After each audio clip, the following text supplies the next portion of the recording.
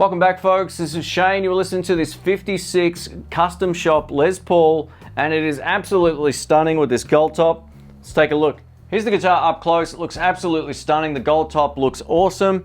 Now, in terms of the body, it's a lightweight, solid mahogany body. This is a little bit lighter than some of the Les Pauls I've played over the years, but it's still not super light or anything, but it's definitely really well balanced on. It doesn't tilt towards the neck or do anything it shouldn't be doing. So in terms of the weight, it's slightly lighter than I'm used to, which is a really cool thing. We get two P90 pickups as well. These are single coils and they sound great. They've got a lot of stringiness to them and you'll hear that throughout the video. We get two volume controls and two tone controls. Like all Gibsons, the volume controls turn this way for more, as it's basically wired like a right-handed counterpart. So if you can imagine a neck coming out this way, it would be a right-handed guitar, and that's the way these pots are wired. They've always done that. As you may or may not have noticed, the headstock is actually sort of upside down, or the name is here, and that's because they use the right-handed necks on their lefties. They just change the nut, obviously, and make a few other adjustments, but essentially, you're getting the old school right-handed upside down decal thing as well. So yeah, interesting sort of design. I know that won't be for everybody, but it looks pretty cool. There's the back of the headstock there. We get the vintage style tuners, and we just get a really beautiful piece of timber for the back here, mahogany neck and the mahogany body, and there's the badge right there.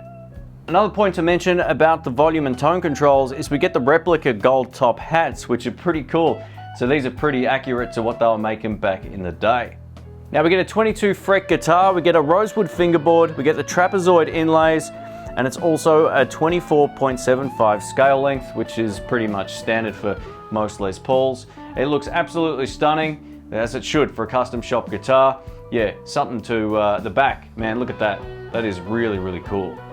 Firstly, a massive thank you to Sky Music for letting me borrow this. I really appreciate it. If you live in Australia, links to them will be below. And if you live overseas, I'll leave some Toman and Sweetwater links down there so you can see how much it is in your part of the world. It obviously also comes in a right-handed configuration, but this is a lefty. It's beautiful. I used to have one that was so similar to this. This might actually be slightly nicer, which is disturbing. So yeah, we're gonna get into this, play some different tones and see how it sounds. Here we go. All right, let's get into it. Today I'm plugged into my Marshall DSL 40CR amplifier. We have the gain at 11 o'clock and the volume at 12 o'clock. The masters are all the way up, going into the 2 notes torpedo live. So let's give this a shot. We're gonna start on the neck pickup, and it's still gonna have a little bit of hair on there, but it should hopefully still sound good.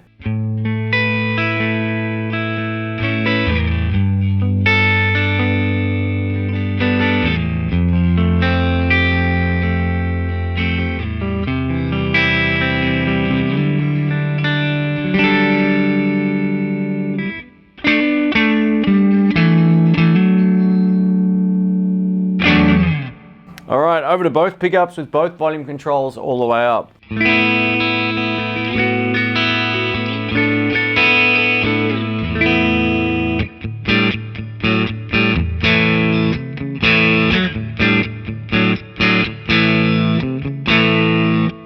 now with the neck volume control down a bit, this will make it even more clean to the ear.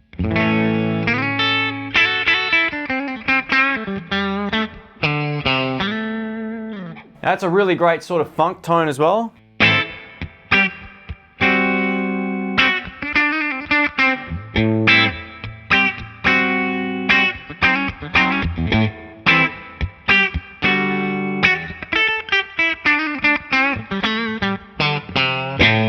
It just brings out a little bit, or it takes out a little bit less low end, which is really cool than having the neck volume control all the way up. So you can hear the clarity come back. I really dig it. And now over to bridge pickup. Let's give this a shot. We're gonna start with some single note stuff.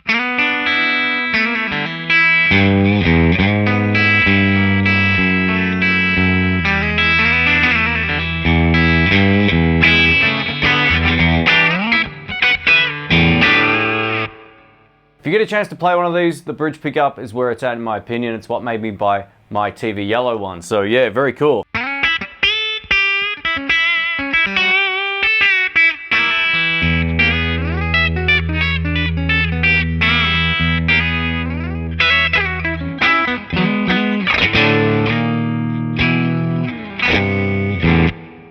Let's try it with a little bit of crunch. And now over to the classic gain channel of the amplifier. All the settings are the same, the gain control, volume control, everything is in the same spot. Let's give this a shot on the bridge pickup.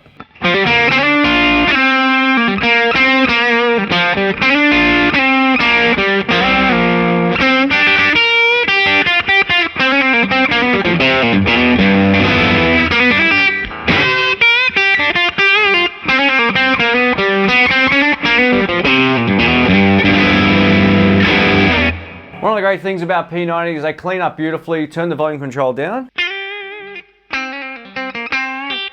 Let's drop the volume, but it's pristine clean, even more clean than it was on the other channel.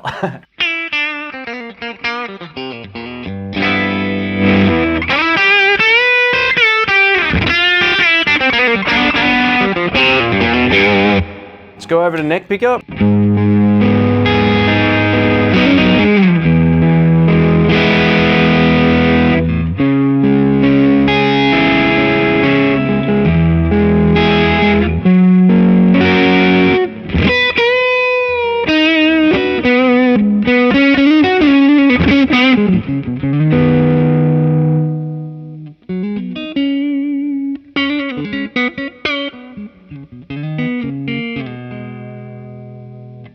Cleans up beautifully, just get a nice big fat tone with it all the way up.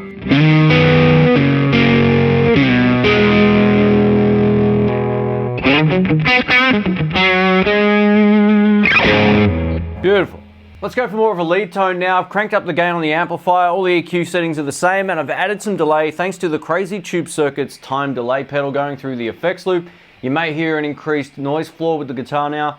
It's just one of those things that I can't control, being that they're single coil pickups. Depending on the position I sit, can actually control it a little bit, but not always. So let's give it a shot. We'll start on the bridge pickup.